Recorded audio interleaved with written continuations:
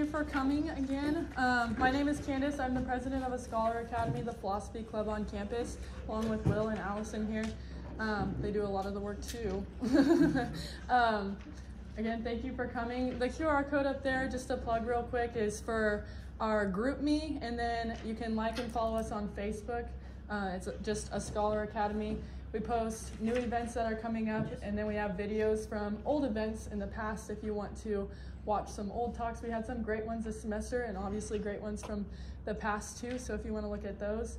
Otherwise, this is our last event for the semester, so stay up to date on that about events for next semester and semesters following. But otherwise, tonight we have Dr. Fendt with comments from Professor Hartman on the art community and what is it good for. This will be Dr. Fendt's last talk here after 80 years of teaching and 200 papers. So, thank you all for coming and enjoy.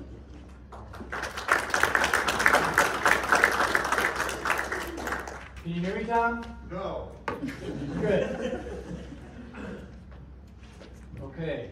What is the art community? In today's culture, a person takes a noun, adds the word community, and thinks they've defined something. That's today's community. It's pretty stupid, but it's what the community of the stupid do.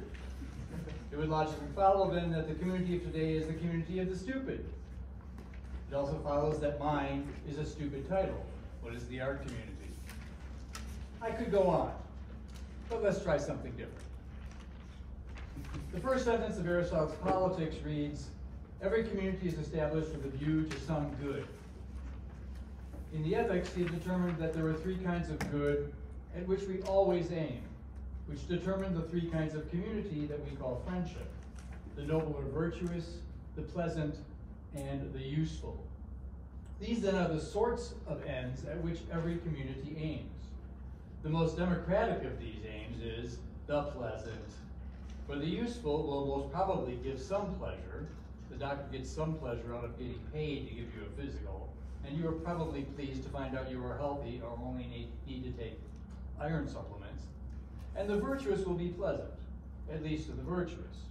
Of course, democracy includes a lot of other things besides these. Other things will be pleasant to the morally weak, the vicious, and those members of the tribes along the Black Sea who invite their neighbors' children over for supper. That's democracy. Views about what is good, when the good is determined as the pleasant, are quite diverse, and we should be as inclusive as possible just to be equitable. Or so says the DEI community. At any rate, we may distinguish any community on the basis of its final end: the pleasant, the noble, or the useful. In politics, the communities are also divided formally, and that in two ways. In the first place, there's a union of those who cannot exist without each other, for which he gives two examples: the union of male and female, and the union of master and slave. He says that the first is by nature and not by choice, and that would seem to apply to the second. For that which can give effect to foresight but cannot foresee, the slave, naturally requires the missing element, which is the one who can foresee, if it is to continue in human life. In the same way, male and female need each other if the image of themselves is to exist after them. The other side of this coin would be those who can exist without each other, so their sort of community exists by choice, not by nature. For example, friendships of all sorts are this way. It seems that whether existing by nature or by choice, either sort of community can also be distinguished by a second formality, namely, its type of rule, despotic or constitutional. The term despotic should not be taken negatively, for Aristotle means it as merely descriptive. For example, the rule of the soul over the body he calls despotic, while the rule over of the rational part over the passions of the soul is both constitutional and royal. Each form of rule is natural in its place. The potato will never watch TV. Its soul despotically disallows it. The couch potato always will watch TV. Its soul despotically requires it. Less ridiculously, the natural place for despotical rule is where one part has reason or foresight, and the other has it not at all, as in the rule of soul over body, or men over dogs and horses, or wherever one participates enough to apprehend, but not to have reason and foresight, as is the case with natural slaves, otherwise called barbarians. Every body's physical nature and activities are determined by its soul. The despotic rule is for the sake of, the good of, the ruler, the soul. While the despot rules for the sake of the ruler, and neither dogs nor natural slaves need masters in order to come into existence or remain so, Aristotle says their lives are better if they have the appropriate despotic masters. So good can accrue to the ruled in the appropriate despotic relationship. It sometimes happens that natural slaves rule over other natural slaves, which would be one form of morally evil despotism, like barbarian empires. This produces no good for anyone except by accident. A constitutional rule, on the other hand, is rule exercised over subjects who are by nature free, not slaves. It is a government of free men and equals. It is for the sake of the ruled. When the particular constitution is in addition royal, as in the household, the difference between the ruler and the ruled must be one of character. Thus, while generally the husband rules in the household, in some cases the wife might be the ruler of the household, where she has the more virtue. Where each takes his turn at ruling, as in the Athenian democratic constitution, where the head of the assembly was drawn by lot, this characterological distinction would seem to dissolve, and so the ruler and ruled share natural freedom, reason, foresight, and virtue. Even so, they are not, in any particular temporal instantiation of the community, equal in their action, for one part is the ruler and the other part is the ruled. But since there's no character difference, the roles can be reversed without moral hazard. The particular part which is ruling could be ruled by that part which is presently the ruled, and this exchange of positions regarding rulership would not be unnatural, and so morally evil, as such a reversal undoubtedly is in the case of whatever is rightly despotically ruled. In Republic 8, Socrates discusses the other sorts of constitution of souls beside the royal one, which Aristotle, here agreeing with Socrates, takes as the constitution of the best or true human being.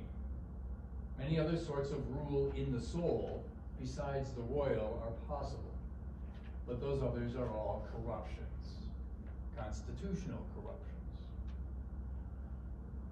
Given these distinctions, there seems a rather complicated matrix of possibilities for communities, and it seems that the art community could be quite a number of different sorts of thing. Though we might be tempted to say that the work of art cannot exist except through the union of artist and audience, and so has a totally dependent existence and so belongs to the necessitous type of community, it would be clear to Aristotle that the human beings do not exist for the sake of the work of art, as husband and wife do exist for the sake of the child. Nor does the work of art bring the artist and audience into being, but rather the converse. The work of art exists for the sake of the community of human beings who make such things to be, for some good.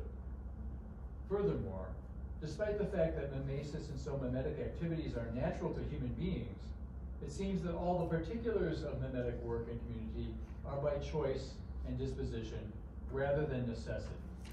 Art communities, then, must exist not by nature but by choice, as friendships do. So the title of this talk, The Art Community, is a concatenation of foggy syllables, though it sounded good. It is a fog in exactly the same way as a title like The Political Community would be a lie. That is, just as wherever there are human beings, there will be polities, polity being natural to man, so wherever there are human beings, there will be art communities, for art is natural to man.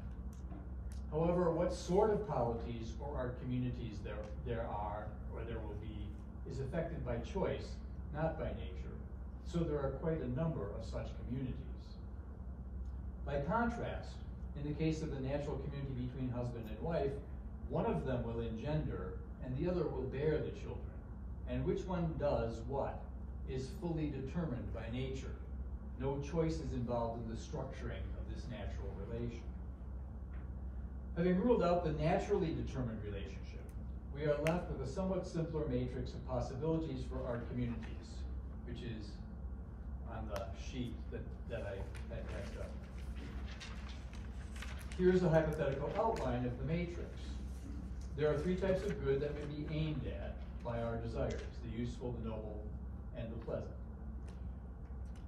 There are two forms of despotic relationship. The first form, D1, the artist despotically directs the audience. And the second one, D2, the audience despotically directs the artist. And then there's the alternative constitutional form of relation, which is C, where neither one is the despot over the other, but they're equal, free, etc. These all seem, so all 9 would seem logically possible. Okay, now some of these have more intuitively obvious examples than others, and Mark's going to give some of the less intuitively obvious examples, but let me start on at least the first one. Remembering that the despotic form of rule is for the sake of the ruler, and in the case of slavery, the slave is called a living tool, advertising would seem to be a perfectly adequate example for the despotic community 1D1, where the artist rules despotically over the audience. The artist is despotically directing the audience to something useful for the artist or his employer. And this would seem to be what advertising art is about. The advertising artist is the living tool of the employer, whose task is to produce as many sales among the still lower beings, the audience of the advertisement, as possible.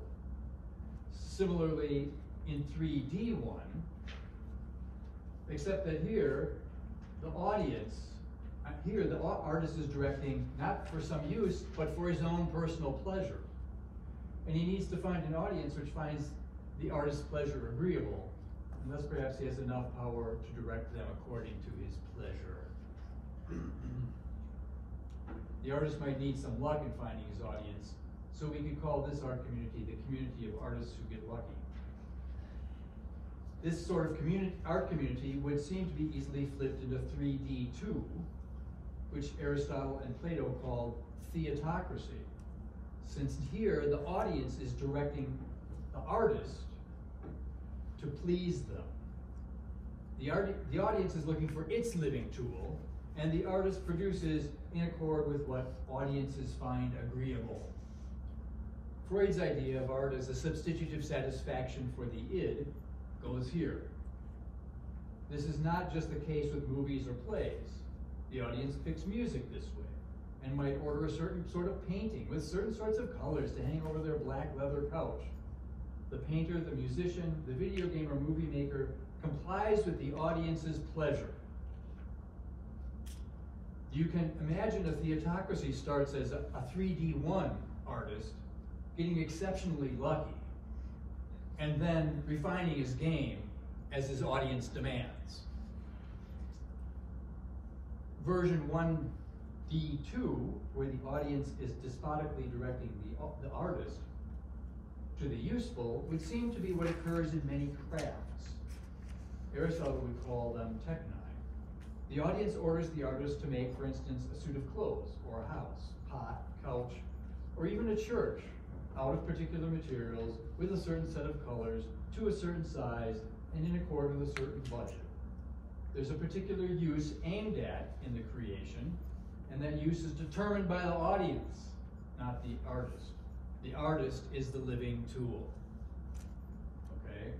Now I'm going to go to talk about some differences in the way the Greeks talked about it than we talk about it, but I think Mark should go now and give us some examples of some of these things, which might make it clearer. Or not. Or not. Okay.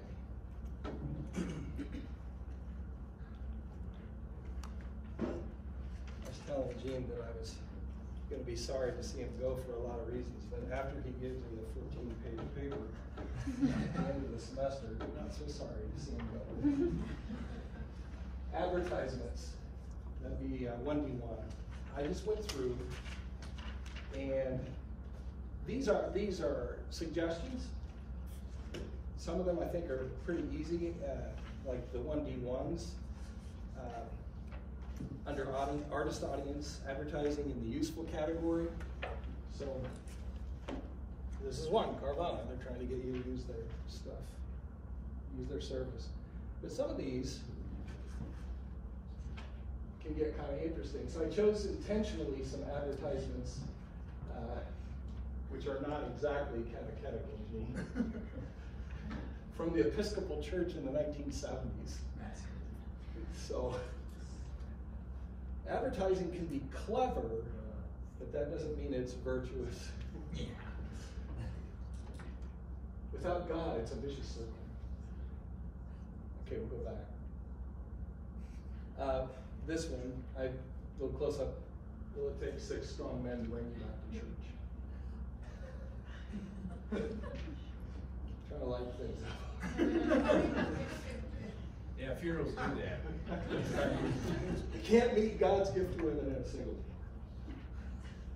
Those were really, in their time, they were considered to be really Fabulous advertisements. They were really, yeah, they were. Some They people probably said won awards. He did, and some people said that they were so good that they approached being works of art. That's no joke. But what about this one? This is Jacques-Louis David, The Oath of the Horatii, in 1786. We know in 1789 that the French Revolution occurred. We also know that paintings like this one were used by certain groups of people to motivate people to protest. And ultimately, they were indirect motivation for the revolution. They would take these large paintings and they'd have a group of potential revolutionaries in a theater in Paris, and then they would unveil the painting and everybody would go hog wild and do, you know, like my neighbors 2 boxers do. When you walk by, they're really upset with you, and they're so upset they start attacking each other.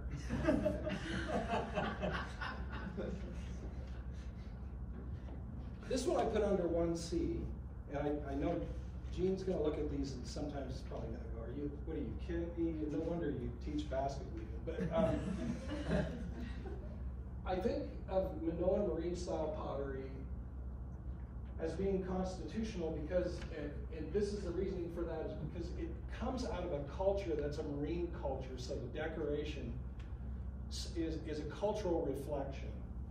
And there aren't any necessarily authoritative entities that created this particular style. It emerged in the culture, it became prevalent. Now, we should also note that a lot of archaeologists are saying now that they bought the wealthy.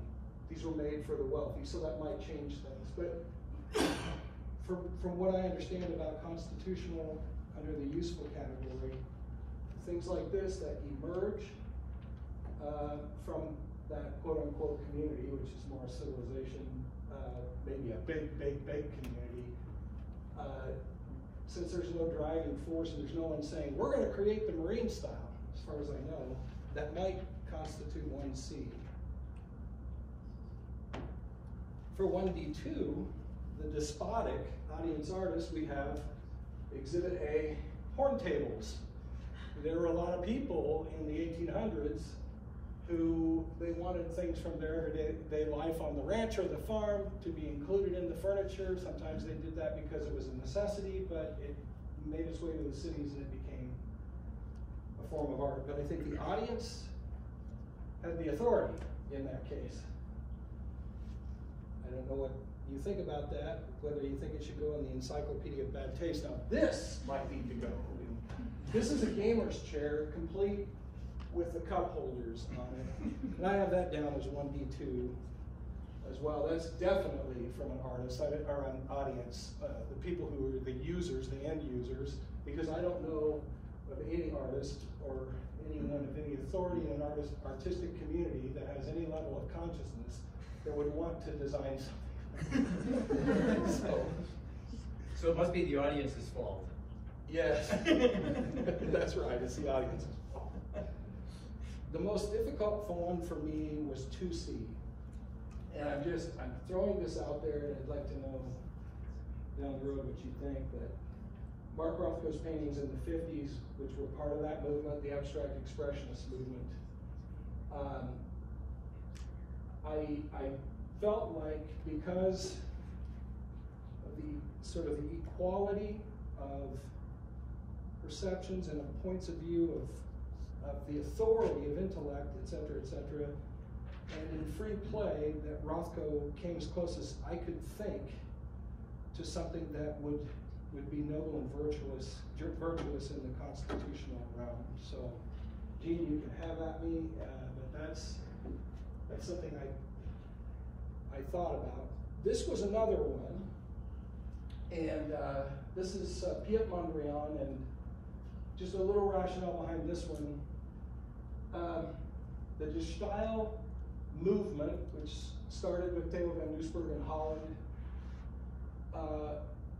was a movement of, they were trying to improve the human condition. They believed that all art should serve society and should improve the human condition. So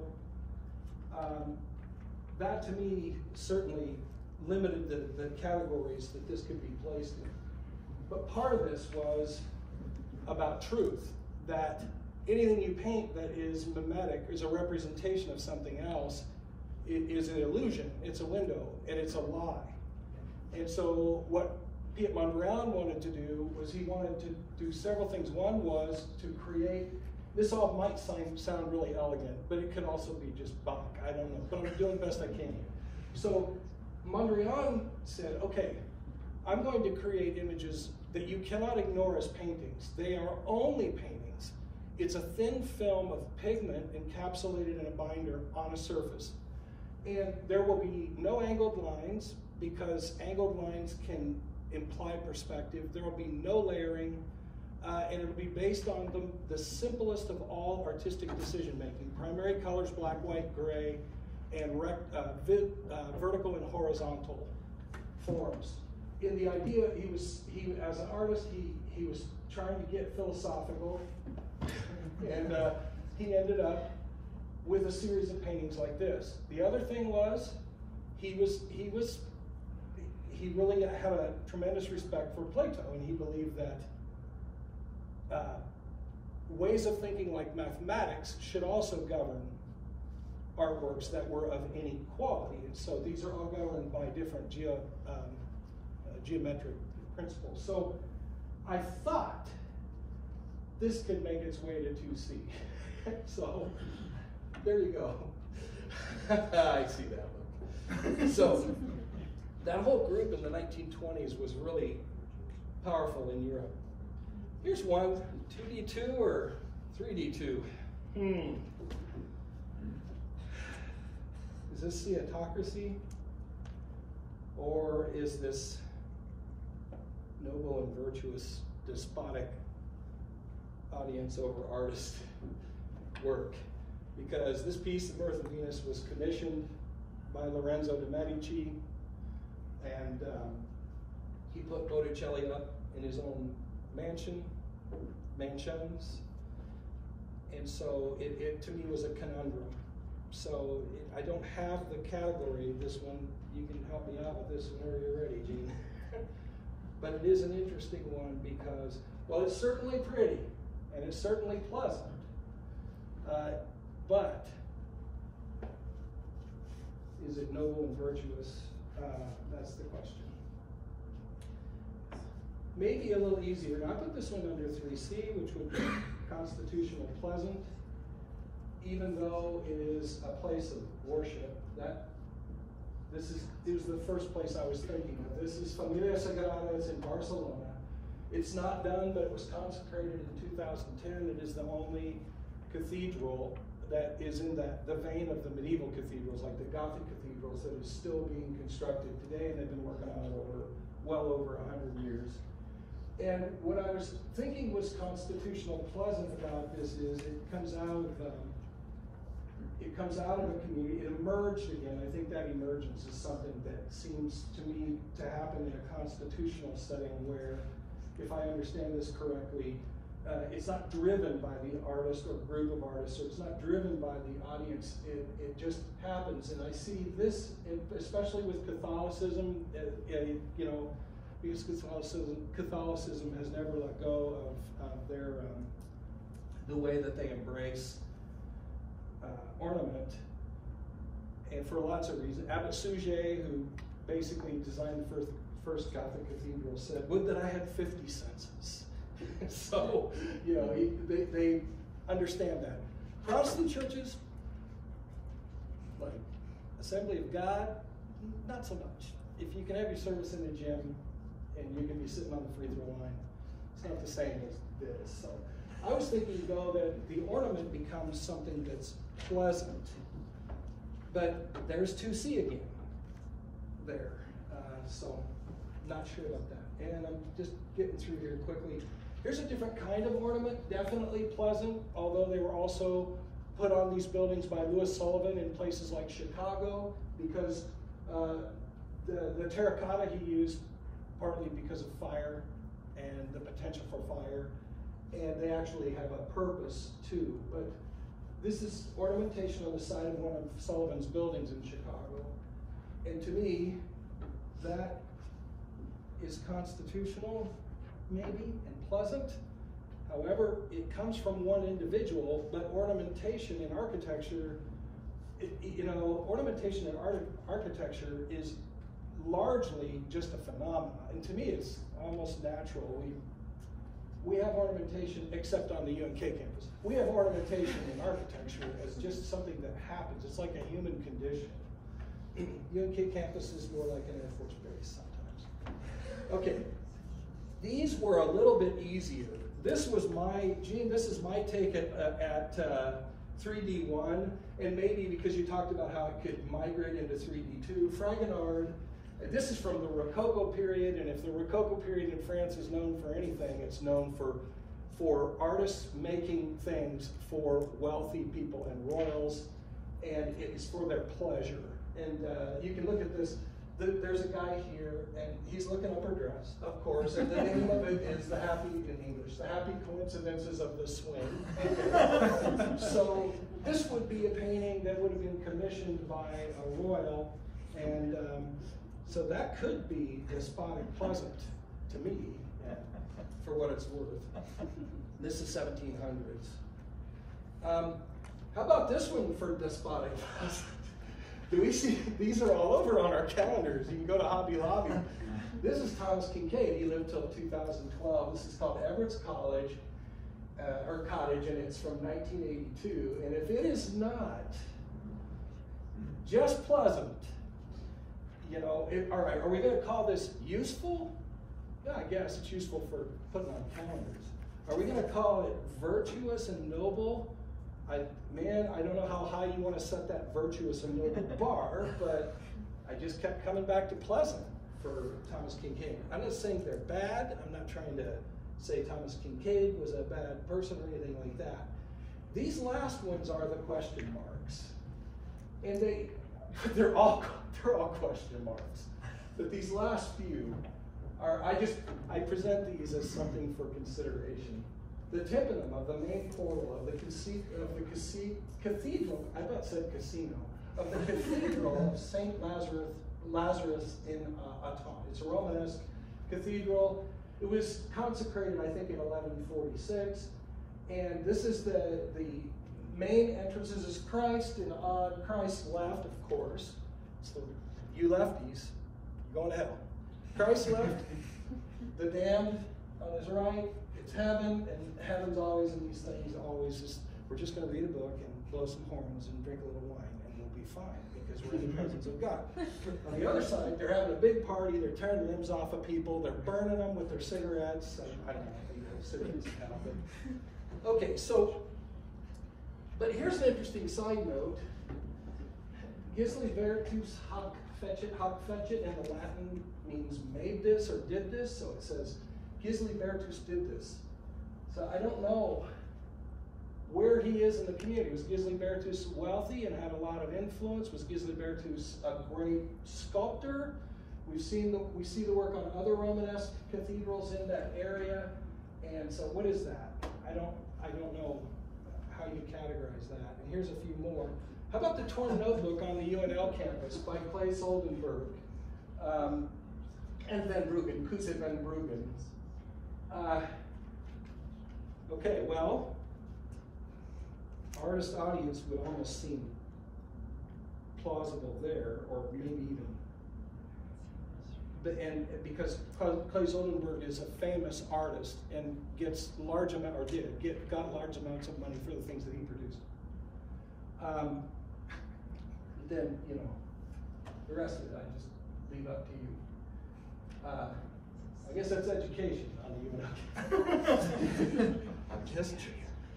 Here's the last one. This is the one I just threw this in there for memes. This is Banksy, and this is Love is in the Bin from 2018, and it's the infamous piece where his graffiti painting that the graffiti painting when it was purchased at Sotheby's the minute the hammer hit to confirm the purchase for millions. I think it was 16 million pounds.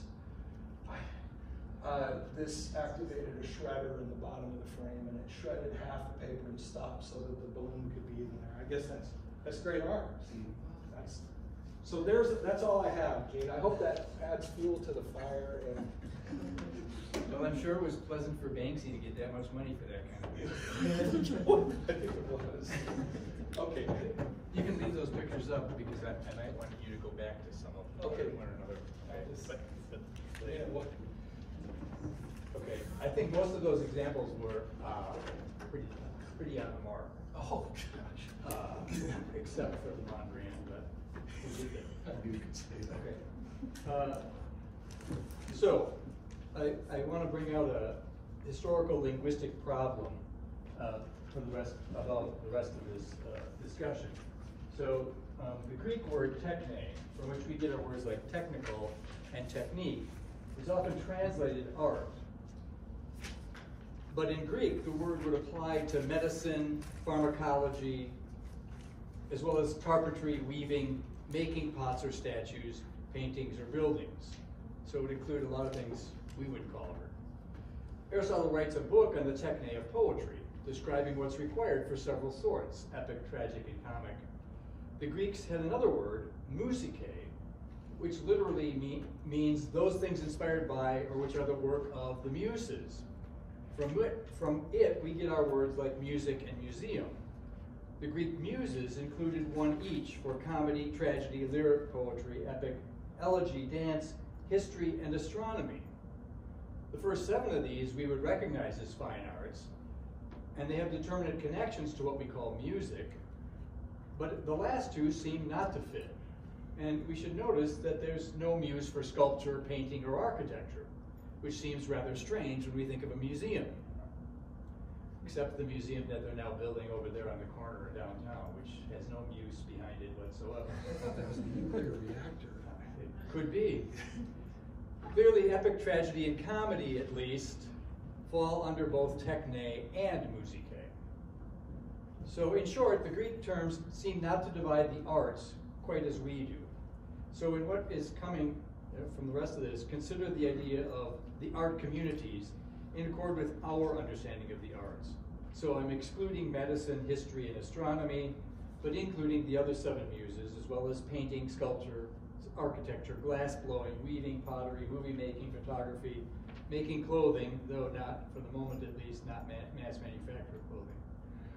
All these require some technical skills, but we also might say of them that there's some element of inspiration in all of those things, which a Greek would attribute to some muse or other. Different people might be more or less willing to keep certain examples of certain of these arts, for example, dressmaking or furniture making or advertising, in their museum, but that may just be an indication of the kind of art community each prefers to be a member of. So with these matters in mind, let us continue our division.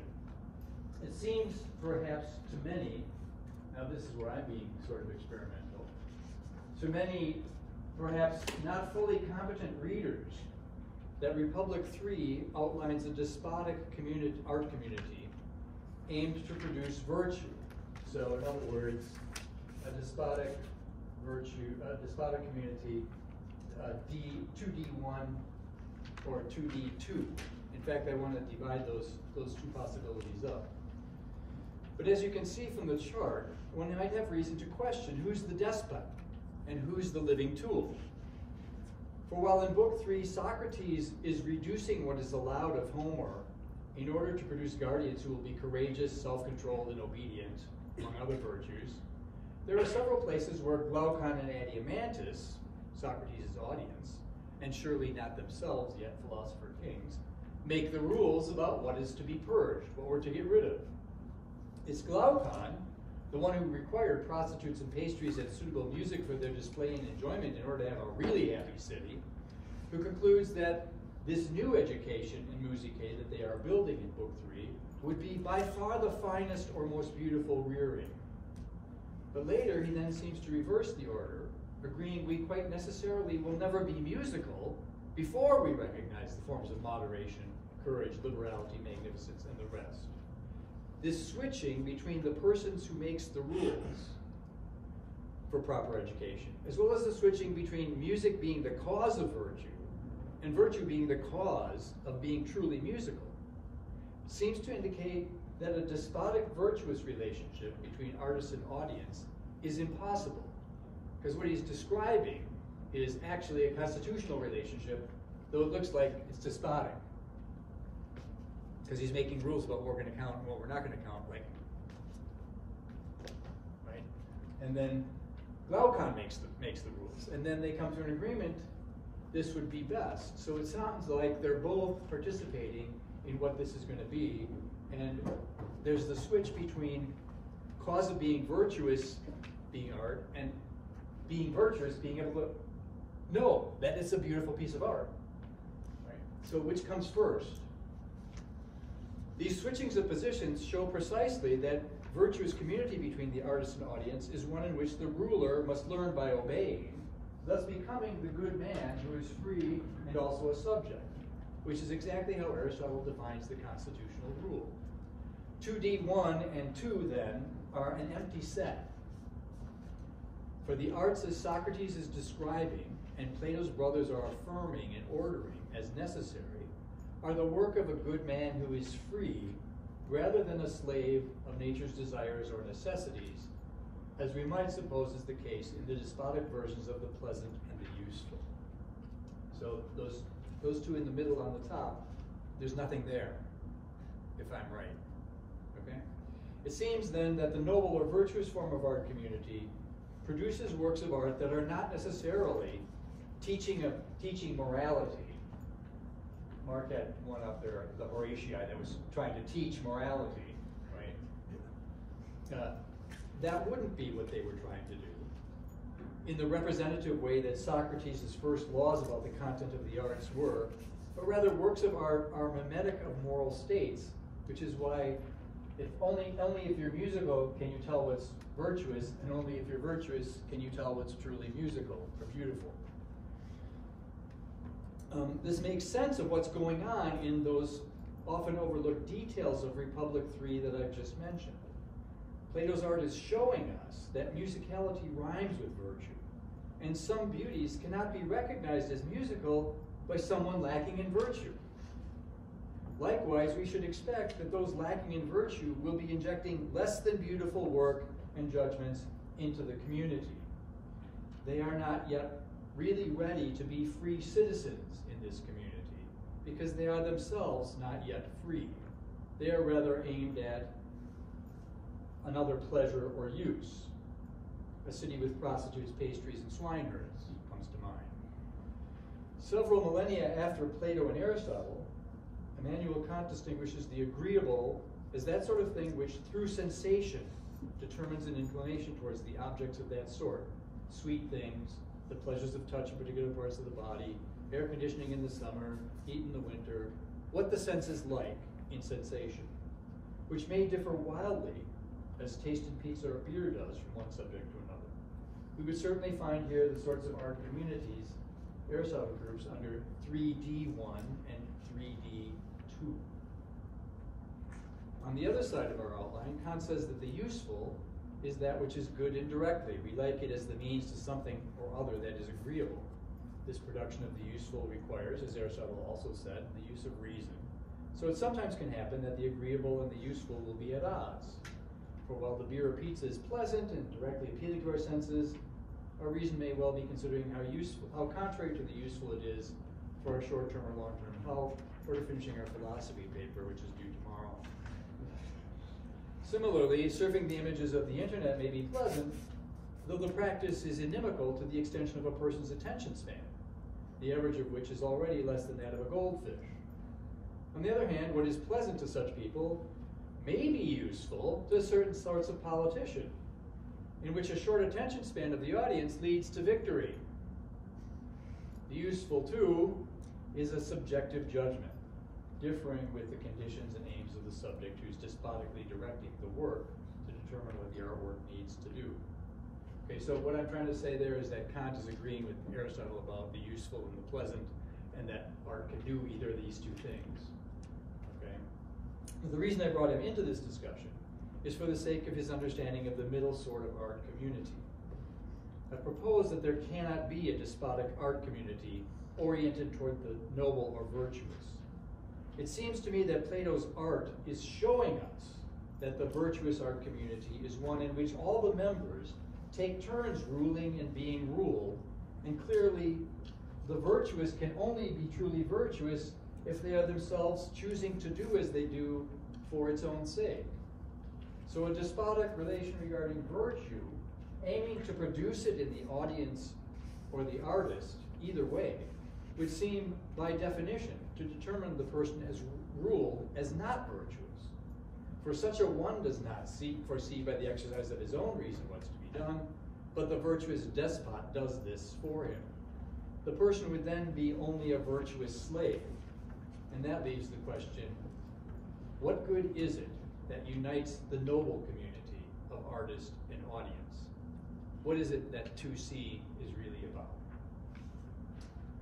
Kant's idea is that the beautiful in nature or in art institutes an activity in our cognitive powers, and this activity he calls free play. Here we are not pleased merely by the totally subjective sensations occurring through the art object, nor are we moved to produce anything or actually engage in any moral activity. Rather, the consciousness of the play of our cognitive powers instigated by the beautiful thing is pleasant. And this consciousness and pleasure reinforce and reproduce our contemplation of the beautiful thing.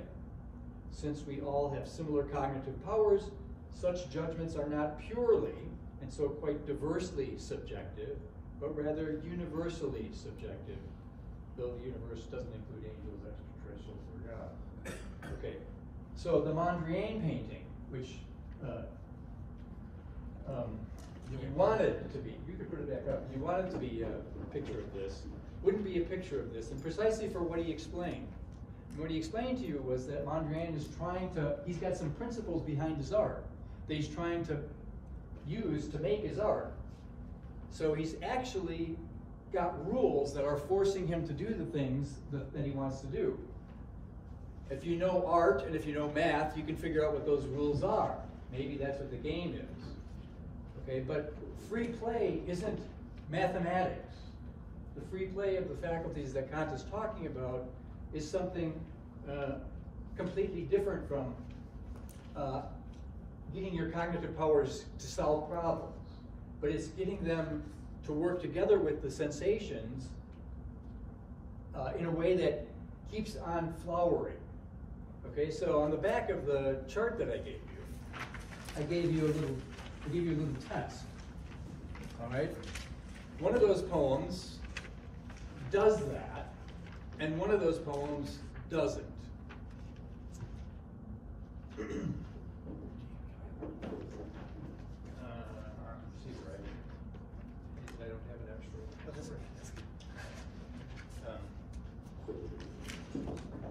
My bet is, the right answer to the essay question is that John Lennon is trying to give you a catechism. He's not trying to let your intellect and your senses play together in a way that keeps you contemplating what he's playing with. He's trying to teach you something. That's the point of the song, right? He thinks what he's trying to teach you is virtuous, but that means, I'm going to show you how to be virtuous, Mark. Which makes it really questionable whether Mark is virtuous, because he's just nodding his head in accord with my direction. Okay? On the other hand, the other poem, well, it doesn't really tell you what to imagine, does it? I mean, it tells you a thing to imagine, this river underneath the ground, but now what about all those other things in there? The ghostly fish in a river that runs through the ground, through the sandhills. Well, he can't have such a thing. What's he getting? What's he getting at? And then the water coming up like a prisoner who never expected to see the light again. Can you feel that? I think the rhythms of that, of the poem, break out to that. Okay, so it's the sounds, the rhythms, and also the picture he's giving you. It goes, well, it goes on for a long time. It allows you to think a whole lot of different things. They're not just free associations, but they rhyme with the picture, with what the poem is telling you.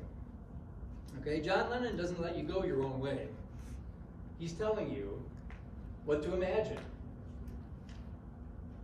And then, wouldn't that be great? Period. Yes, it would be. That's the right answer.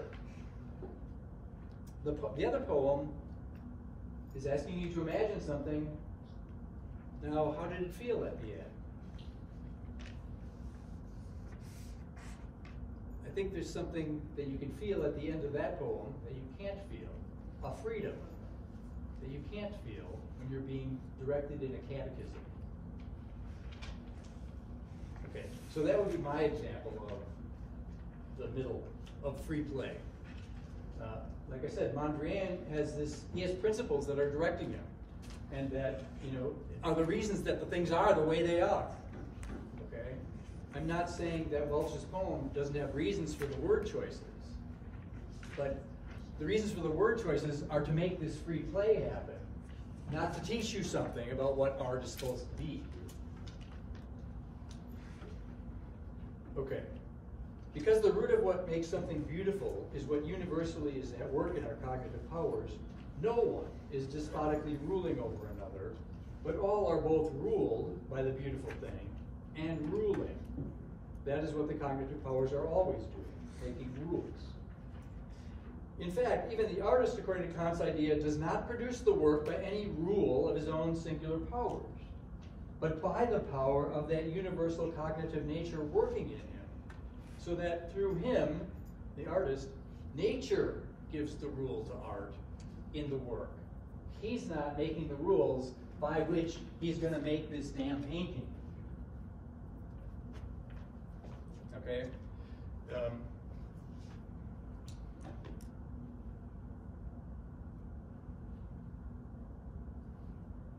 was I? Oh, here. Kant's idea is that the beautiful in nature or in art institutes an activity in our cognitive powers, and this activity he calls free play. Here we are not pleased merely by the totally subjective sensations coming through the object, nor are we moved to do anything. Okay, I already said that. Because the root of what makes something beautiful is what's universally at work, even the artist doesn't, but the nature gives the rule to art through the artist. Let us call this a negative capability, for it is a capability to create without a pre-existing rule, unlike techne, which has rules which direct you how to do the certain thing you're trying to do. Kant calls this ability genius. But genius is, in its Latin root, a spiritual being who directs someone. Thus we find ourselves again, meaning everyone in this artistic community, inspired by the muses, as the Greeks would have it. So the state of free play is supposed to be a state of free genius in the artist, which instigates this state of free genius in us. It's not something that teaches us something. It's not something that we find pleasant because of the sensations or useful for something else.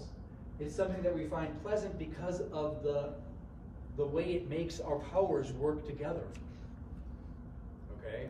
Which is different from pleasant by sensation. Those of you who've enjoyed a philosophy class know what I'm talking about.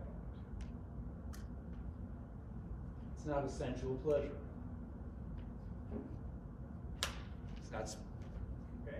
It might also not be teaching you something catechetical. It might be, you might just have gone to a place where you started seeing things and how they hang, and it just keeps on going. Okay? So if this state of free play is what 2C is, it really is, then we can begin to see how there could be a constitutional rather than despotic art community regarding the useful and the pleasant, which is 1C and 3C. For it seems plausible to say of pots or churches or houses and even shoes that some are beautiful and some are not. In such cases, which Kant calls accessory beauty, a concept is proposed, as well as the object's perfection in terms of that concept. For example, a perfectly complete church or pair of shoes built in accord with the idea of what shoes or churches are for. Okay, so you can build a church that does what a church is for, but it might not be beautiful. You can build a pair of shoes that does what shoes are for, but they might not be beautiful, right? But what would it be for them to be beautiful, or for the church to be beautiful? It would mean that when you came in, or when you looked at this free play would start in you. Even though you're not entirely free, because it is a church, right? It could still be a beautiful church rather than, well, the opposite. Okay? So imagine 3 buildings, a church, an armory, and a gym. These are different concepts, built with different purposes. But each can be beautiful if, in addition, they put the audience in this state of free play of imagination and understanding. That is, if their very construction and decoration, as a unified whole, put our cognitive powers to work in an unpurposing contemplation, unlike Mondrian, who's purposing our contemplation towards mathematical things. Despite our knowledge of the building's purpose, it still does that. Some of them do that. That special thing we call, well, that's a beautiful church. Or, that's a beautiful armory. That's different from one that's just a building with a bunch of cannons in it. Right? I mean, a Butler building with a bunch of cannons in it. Okay? That's just useful. You could have something that's useful for something and it could still be beautiful if it does this. Okay? Puts you into this state of free play. One might wonder if there are pleasures that are constitutional, in which each is ruler and ruled, even both at once, as is most clearly the case in the art community that is virtuous. Of course, in friendships of pleasure, each party gets some pleasure out of the relationship, but they seem to be subjectively diverse pleasures. So one might wonder about the plausibility of truly constitutional relations within such a community. But I suppose that in celebrations of the culture that is shared by a people, this problem of subjective diversity in pleasure might be mooted.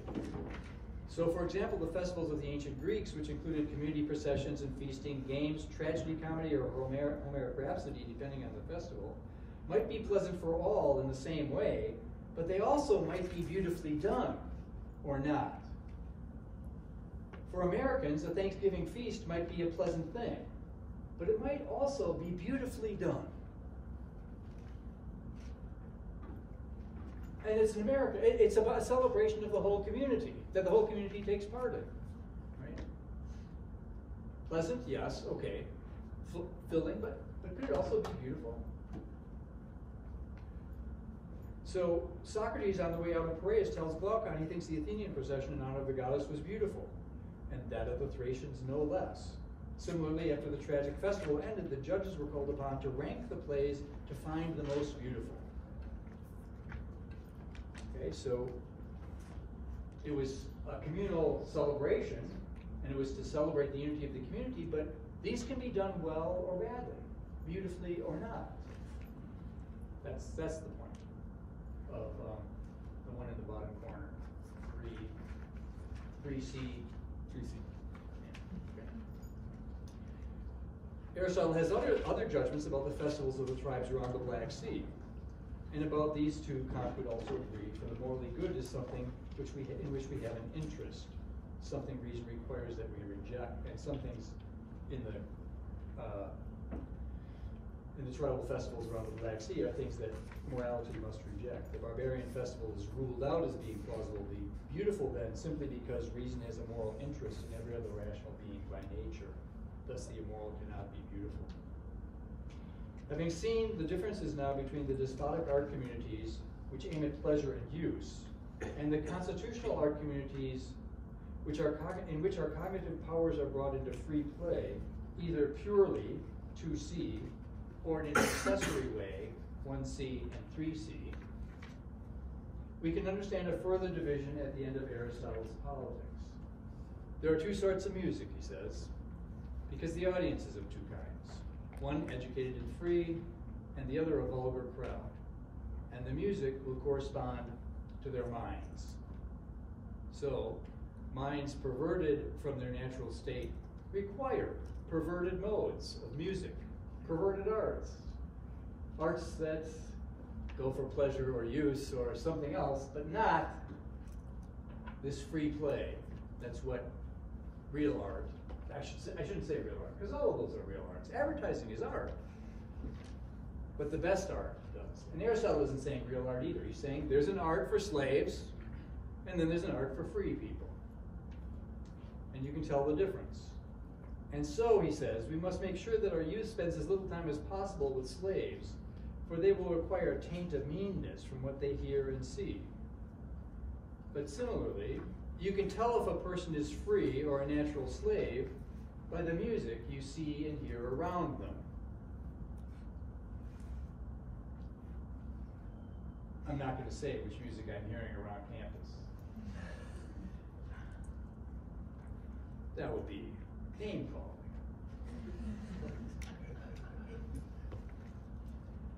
All right. Although it is not an artistic community, this little community is oriented towards virtue, intellectual virtue to be exact.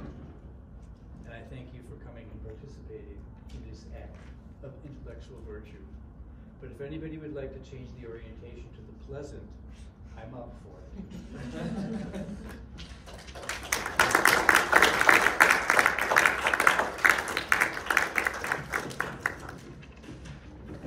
Does anybody have questions?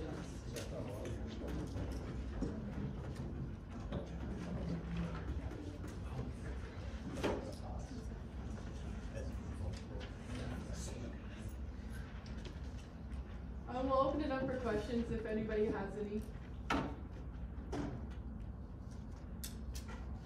Where do you think Mondrian falls then, if anywhere? Mondrian? Yeah, if anywhere. I think he's trying to catechize us about, well, art being a mathematical endeavor. So he's being the what's the word I want? The despot. It's so unfamiliar to me to be a despot. I just forget the word. He's being the despot, and he's got some real clear ideas of what it is you need to know.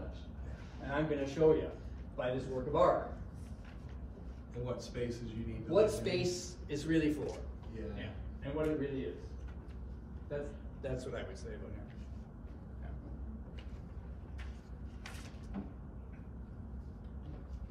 Now, whether it's useful or pleasant, I don't find it either one of those things. I'm not the kind of person who does well with despotism, so. John? It seems like there might be some mediums that are more conducive to the free play than others.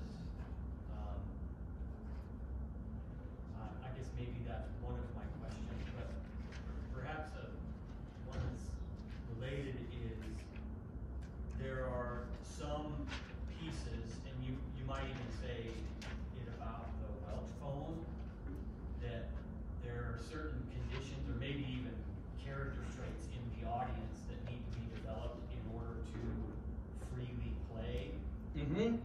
And I'm wondering if those are developed by a kind of art that maybe itself doesn't allow for free play, but would be 2D1, like that's precisely what 2D1 or what Socrates is trying to do is develop the characteristics that are necessary for a kind of mind that can freely play. I think that that's a good point, and it ties in with the thing I said about the languages. There's a techne that's in every art, right? And if you don't know anything about the techne, you can't really know what is this, right? So you have to know something about it in order to appreciate it, it seems to me.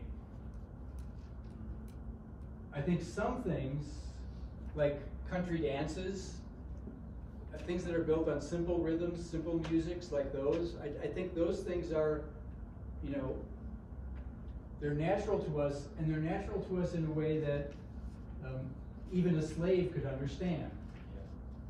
And they're a release, they bring us into a certain sort of freedom. But I'm not sure that the simplest musics that you might start with are the kind of freedom that we want to really be brought up into. Because those simpler freedoms are just freedoms from the necessities of the body. Right? And the cardinal who says, I wish we had 50 senses, doesn't want to be freed from the necessities of the body. He wants the richness of all these senses to work together in the way that they work together in the beautiful. But of course you have to find the little things first.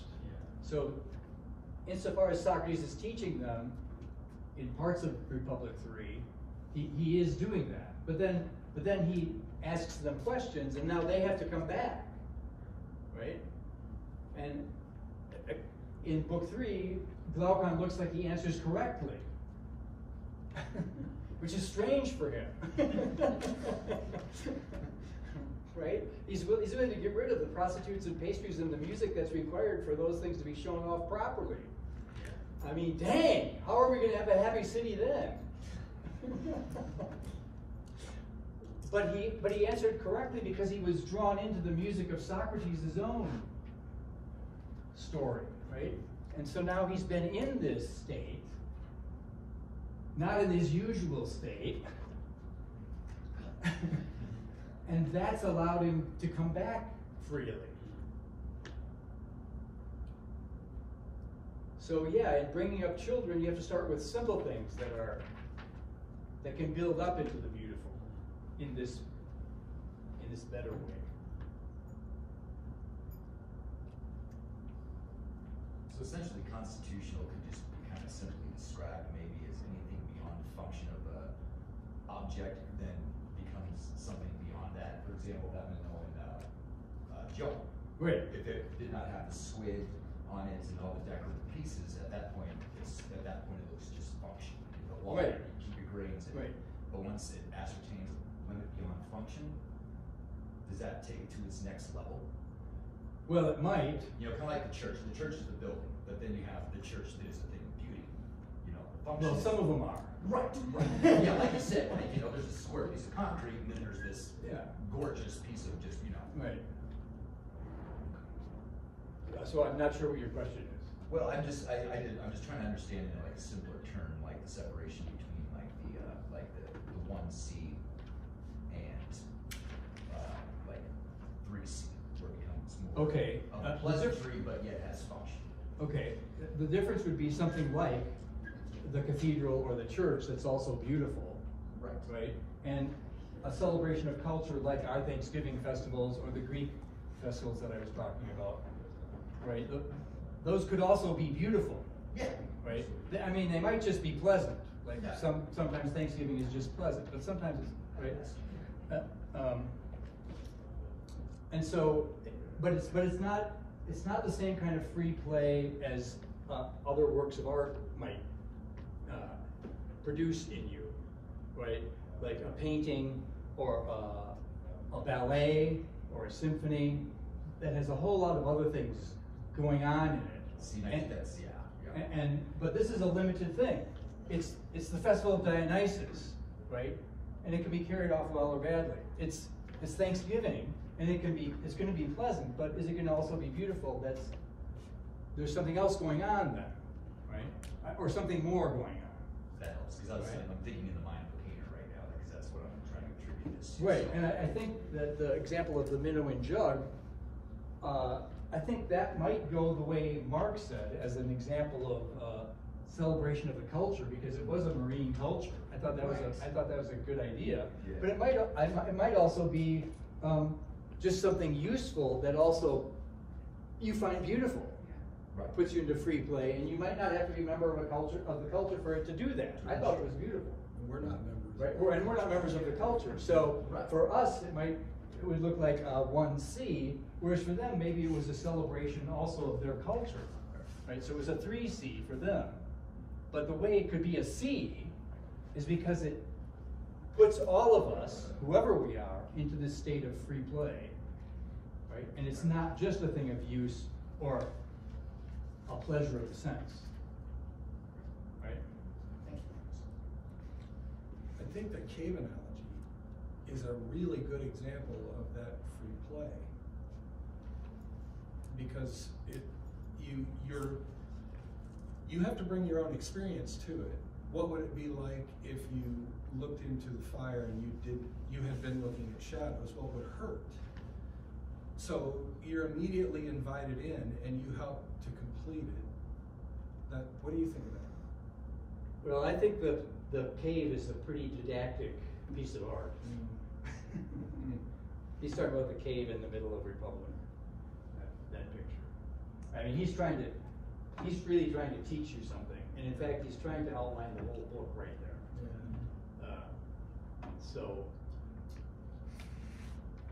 So the fact that But it also... you're engaged with this thing in almost completing the picture, that's not...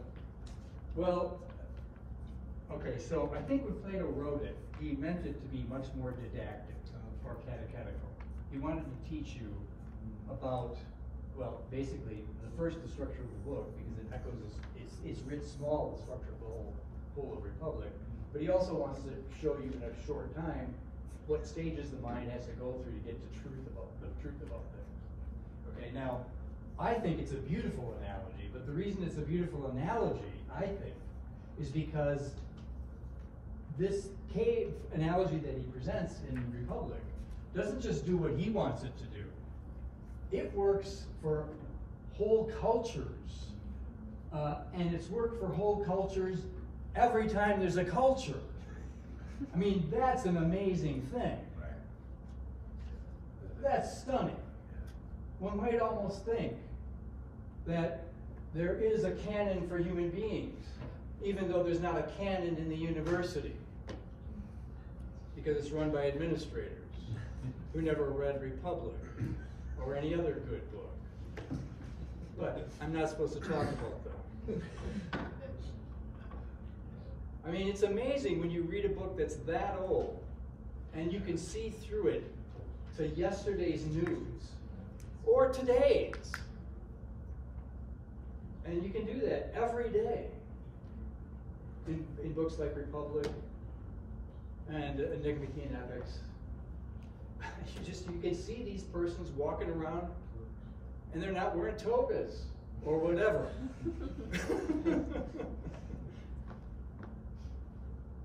I think that's just stunning.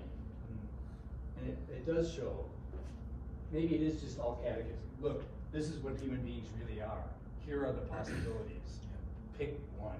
And actually, some of them are better than others, and here's the argument. That sounds like catechism, though, doesn't it? Doesn't it? Yeah. Yeah. Yeah. Okay. So then it's not instituting free play. That's pretty direct. John. Yeah, I think maybe the cave analogy that you guys are talking about is a pretty good example of the point I was, or the kind of art that I was thinking of, because what the cave analogy is trying to illustrate are what sort sorts of subjects, what kinds of activities a human being needs to do in order to actually participate as an Right. artist or an audience member in Right. that free play. Yeah, no, that's true. You can't have free play if your intellectual faculties, if you haven't developed your intellectual faculties. Right. So, yeah, I know, that's, yeah. Yeah. But So I'm not, if there but I'm was- not sure all of those intellectual faculties that are put into free play are put into free play by works of art. Yeah. I mean, Plato's examples are geometry and arithmetic, right? And if you don't have those faculties, there's a whole lot of things that are never gonna sing to you. Yeah. Well, and I guess I was thinking about it because you were talking about the way we use the word art is somewhat circumscribed, where for them astronomy counted as one of these activities. One of the muses, yeah. Right. And so even if you've got a work of art that may have been commissioned for some reason, what it To look up a allows the skirt. audience member to do is far more than what it was ever meant to do at the beginning. Sorry, I lost the last part. I was just saying that even if you're talking about a work of art that was commissioned, Mm-hmm. it could be a kind of work that allows for far more than what the impetus or origin of it might What the be. commissioner wanted. Yeah. Yeah. I think that's true. So those pieces of art that were commissioned by the Medici may have been commissioned to praise the Medici. Because there's usually a Medici girl or guy in the painting, right? But they're way better than that. And it doesn't, whether you know that that's a Medici girl or not, the painting is beautiful. Right. But it's beautiful because it institutes this free play in the person that's looking at it. Well, it might. I mean, if you're too drawn to naked women, you might just be concentrating on Venus there. Right? You may not pay any attention to the rest of the, right? You may be like the guy underneath the swing. Right? In that case, you haven't got the point of the work of art. Well, maybe you have, because that's why I wanted it. But that's not, that's being driven by one of the other masters, one of the other despots. Right. Funny thing I find about that painting on the swing is if you really look at it, I've done a little study on the painting itself, and the true lack of virtue is not the man essentially looking up the skirt. If you go into the details of that painting, there is a gentleman in the bushes in the back peeking. So it seems and during the 1700s, dogs were often used as a sign of infidelity in paintings. So the lack of virtue, if you really kind of more read into the painting, is more on the woman because the couple's in the park, but there is her lover hiding in the bushes. The dog was representational of the infidelity, but that was just one of the perspectives. See, and if you don't know all that, He's really hiding. You gotta get in there. He's in there. yeah, I certainly He's couldn't peeking. see that. I could barely see He's the sketchy. guy in the bushes or back in the trees. Yeah. That's just a happy coincidence in swing. Those damn French.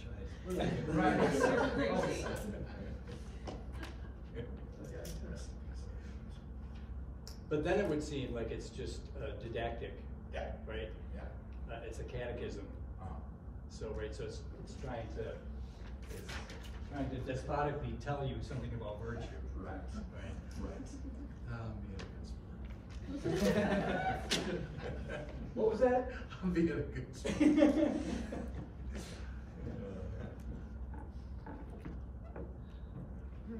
Well, if there's no more questions, thank you again.